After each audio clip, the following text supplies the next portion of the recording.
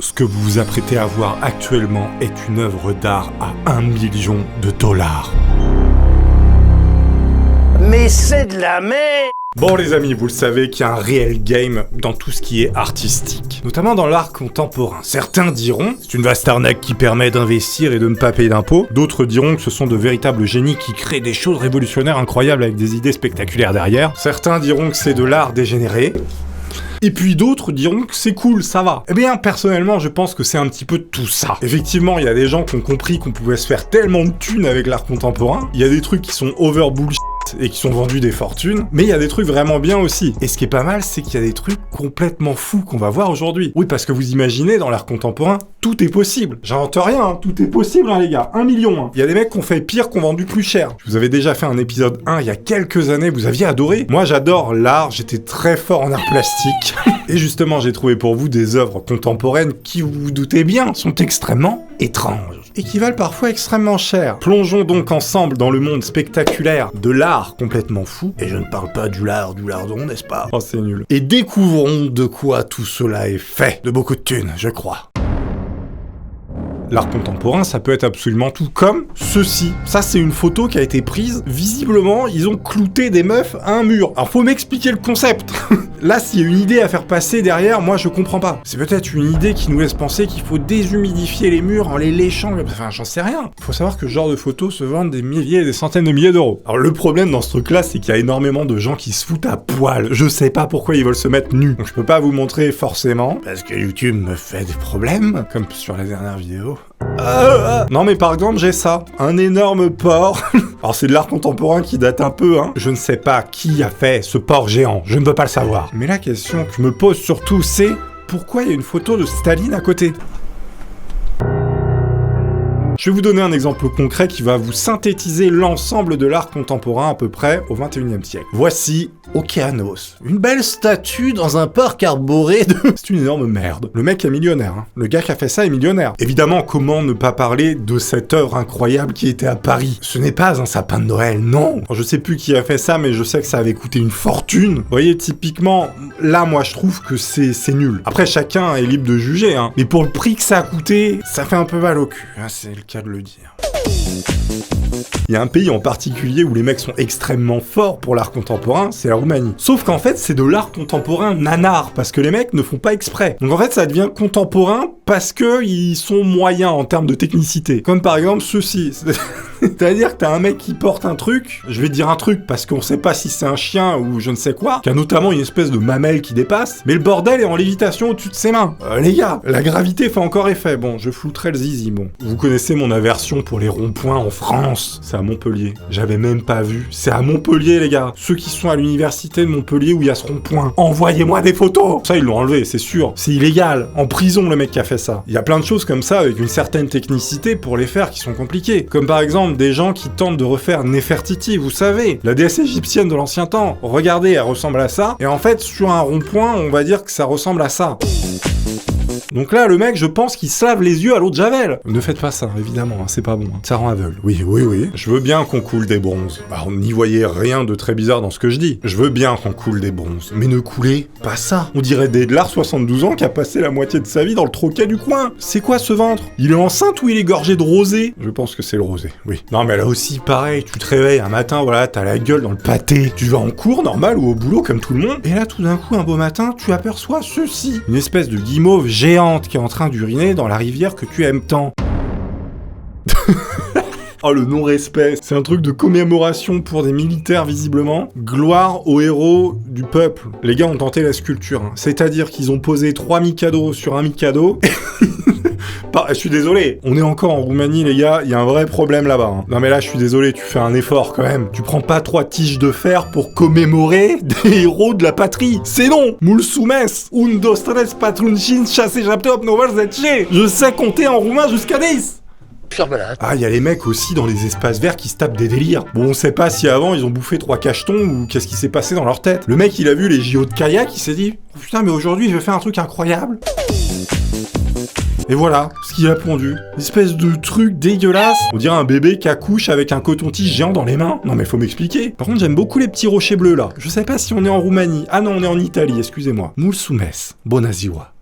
Ferme-la. On peut également trouver des œuvres à l'abri dans les musées, comme par exemple ceci. Je ne saurais vous décrire cette chose abominable qui ressemble à une vieille, mi-baleine, mi-vieille, avec un léger problème de pied. Non mais là c'est dégueulasse, je suis désolé, là c'est pas bon. J'ose même pas imaginer la gueule des parents, hein. Non mais attendez, qui a pondu ce monstre? On sait pas si c'est une couille, une vieille ou une baleine. Bon ça vous le connaissez peut-être, en fait c'est un truc assez incroyable. C'est du caca d'artiste dans des boîtes. Oui, c'est-à-dire qu'en 1961, il y a un artiste italien qui a décidé de caguer dans des boîtes. Et faut savoir qu'aujourd'hui, une de ces boîtes qui pèse 30 grammes, enfin qui contient 30 grammes de matière fécale d'artiste, coûte 30 000 balles.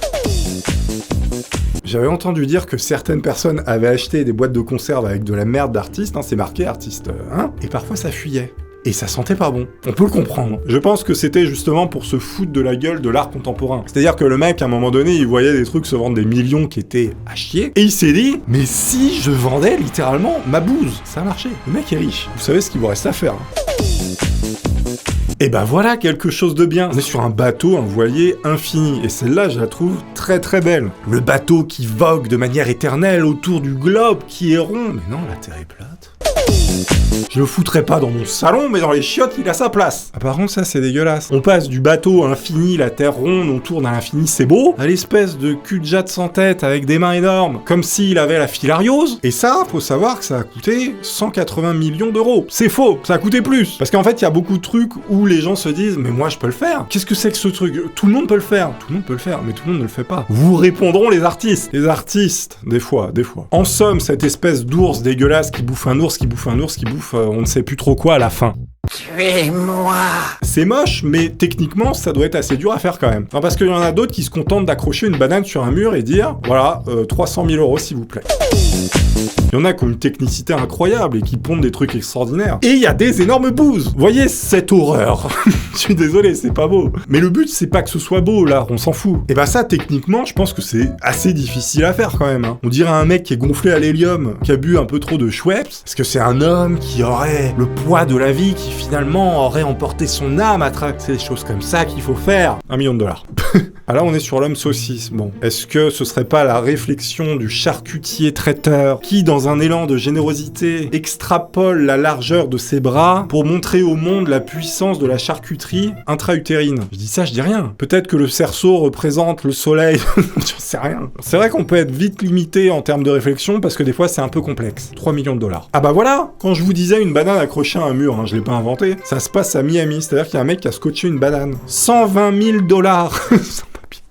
Je crois qu'il y a un mec qui l'a décroché, qui l'a bouffé dans mes souvenirs. Si on réfléchit 2 secondes, même un tableau de qui vous voulez, de manière factuelle, c'est que de la peinture avec de la toile, la matière ne vaut rien. C'est surtout la technicité qui valait quelque chose. Maintenant, c'est aussi l'idée qui vaut beaucoup. C'est aussi ça l'art contemporain. Avant, c'était vraiment que de la technique, des génies qui peignaient, qui vendaient des trucs des millions. Et maintenant, en fait, on achète beaucoup l'idée. C'est pour ça que ça peut paraître vachement bizarre. Et c'est pour ça qu'il y a vachement de truands. Parce que moi, avec mon masque révolutionnaire, je peux vous dire que c'est un truc conceptuel incroyable qui permet de se cacher de la société vacante dans une métropole interpolaire, et je le vendrais peut-être 1 million de dollars mon carton, j'en sais rien, mais je serais un truand, parce que ça c'est de la merde. Bon, celle-là elle est assez glauque aussi, hein. On se croirait dans un EHPAD un peu bizarre. C'est-à-dire que le mec a fait des bonhommes en papier mâché avec des bottes, il les a foutus sur des chaises roulantes. Alors on dirait qu'ils sont en bout de piste, hein, littéralement. On sent qu'il y a plus tout qui est connecté là-haut. Oh là, on a du lourd. Graines de tournesol. Le mec a mis des graines de tournesol au sol.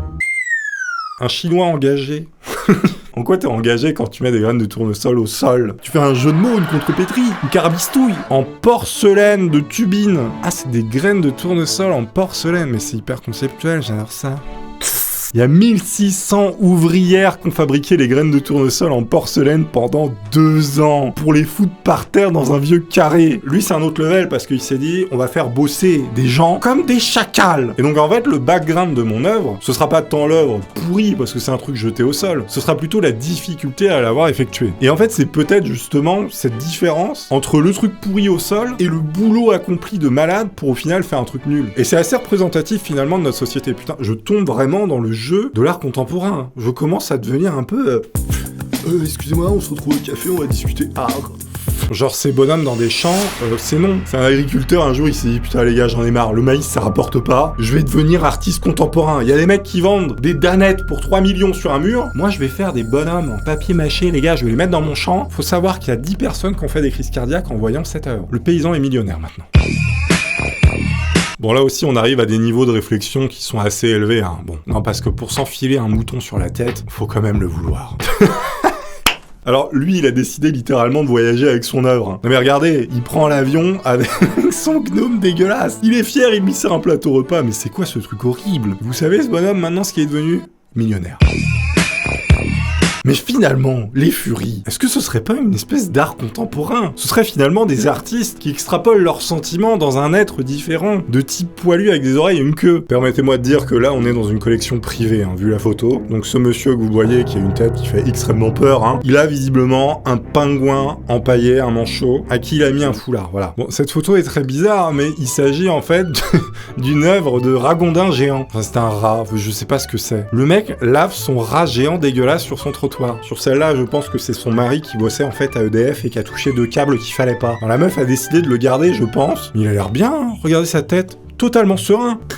Oh mon dieu. Vous connaissez tous Bruce Lee. Bruce Lee, c'est un peu le père de tout le monde, hein. C'est le big boss du Kung Fu. Eh bien, c'est lui qui a mis le nunchaku à la mode. Vous savez, ces 2 bâtons là, comme ça, qu'on bouge dans tous les sens et tu peux te péter les dents toi-même parce que c'est très dur à faire. Eh bien, il y en a un qui a fait le nunchaku biche. C'est-à-dire que le mec est allé chasser une gazelle et il s'est dit putain je vais faire un nunchaku avec ses pattes. Millionnaire.